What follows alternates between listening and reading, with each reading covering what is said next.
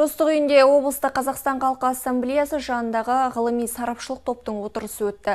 Жиында жаңа конституция жобасындағы 15 наурызда өтетін республикалық референдумның еліміз үшін маңызы, қоғамдық келісімді нығайтудағы рөлі туралы сөз болды.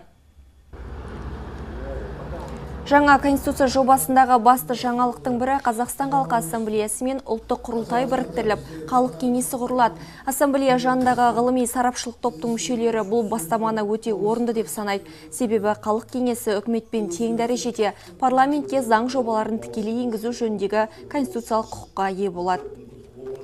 Бұл шындығына келген кезде осы уақытқа дейін 25 жыл тарихы бар Қазақстан халқы ассамблеясының өз жұмысының аяқтап, және сол кезеңдегі шақыртуларға жауап бере алып, өзінің мардымды жұмысын аяқтап, жаңа трансформациялық кезеңге өтуін көрсеткіші деп қабылдауымыз керек. Алдағы уақытта парламентке партиялық тізіммен өтетін болғаннан кейін өңірлердің өкілдері деген мәселе парламент қабырғасында болмайды. Себебі партиялық тізімде кім қай өңірден шыққанға басымдық бермейтін еді. Ал бұрынғы сенатта бізде өңірлерден депутаттар сайланып келеді енді халық санына байланысты. Яғни өңірлік өкілдік дегендей сондай болады. Енді осыны халық кеңесінің төңірегінде жүзеге асатын болады.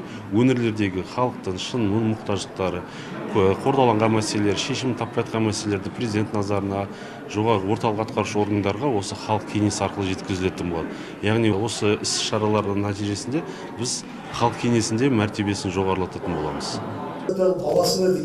Мәжілісте ғылыми сарапшылық топтың жетекшісі Айтжан Оразбақов, облыста Қазақстан халқы ассамблеясы ақсақалдар кеңесінің төрағасы Нұрмұрат Ерманов алда өтетін республикалық референдумның маңызына тоқталды. Сонымен қатар жаңа ата заң жобасында ұсынылып отырған өзгерістер құқықтық мемлекет қағидаттарын бекемдеуге, азаматтардың қоғамдық өмірге белсенді қатысуына және елдің тұрақты дамуына оң ықпалын тигізетінін атап өтті.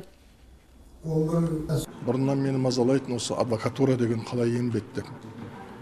Сол адвокатура мәселесінің мынау құқық қорғау органдарына, сот прокуратурамен бірге қатар енгізілгеніне мен ырза болдым. Сонымен қатар конституциямызда қазір қолданыстағы кейбір түсініксіз, мәтінде түсініксіз нәрселер болатын. Қазір мынау жобада оның бәрі жойылған сияқты жақсы, қалыпқа келіп қалғаны аңғарылады.